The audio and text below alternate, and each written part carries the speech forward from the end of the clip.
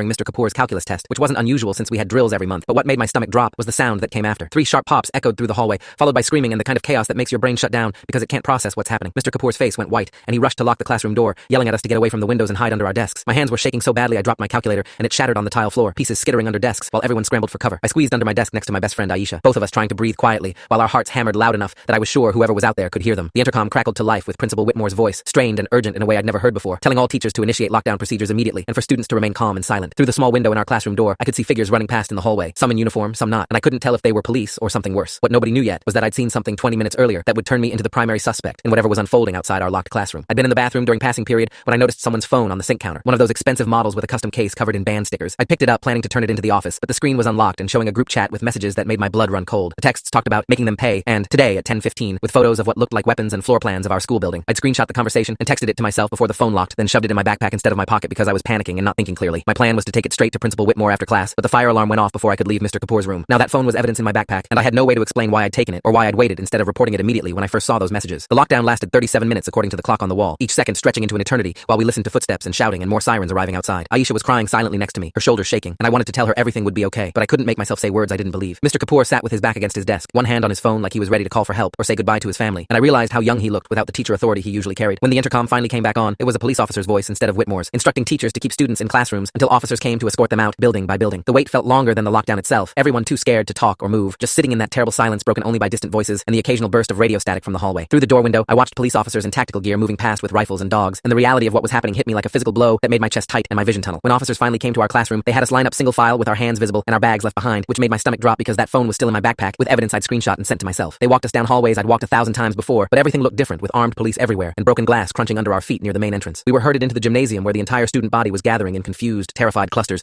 everyone talking over each other trying to figure out what happened. I overheard fragments of conversation that didn't make sense, something about shots fired in the science wing, about someone barricaded in the computer lab, about police finding weapons in someone's locker. Aisha grabbed my arm so tight it hurt and asked if I thought anyone was dead, and I couldn't answer because my throat had closed up with fear and guilt about that phone I'd hidden instead of reporting. Parents were already arriving outside, pressed against the police barriers with their phones out, some crying, some shouting, all of them desperate to know if their kids were safe. Detective Ramsey appeared in the gymnasium entrance with 2 uniformed officers, scanning the crowd until his eyes landed on me with a precision that made my blood freeze. He walked straight over, his badge catching the overhead lights, and asked in a voice that was far too calm if I was Isaiah Montgomery. When I nodded, he told me I needed to come with him to answer some questions, and the way he said it made it clear this wasn't optional or routine. Aisha's grip on my arm tightened, and she asked what was going on, but Ramsey just repeated that I needed to come with him now. The gymnasium went quiet as everyone turned to watch me being escorted out by police, and I could feel their eyes on my back like physical weight, already judging, already deciding I must have done something terrible. They took me to a conference room that had been converted into a makeshift interrogation space, windowless and cold, with a folding table and 3 metal chairs that screeched against the linoleum when Ramsey pulled one out and told me to sit. He sat across from me with a folder thick with papers and photos, his expression completely neutral in a way that somehow felt more threatening than anger would have been. But what happened next did I never expected. Full story is linked below or on my channel.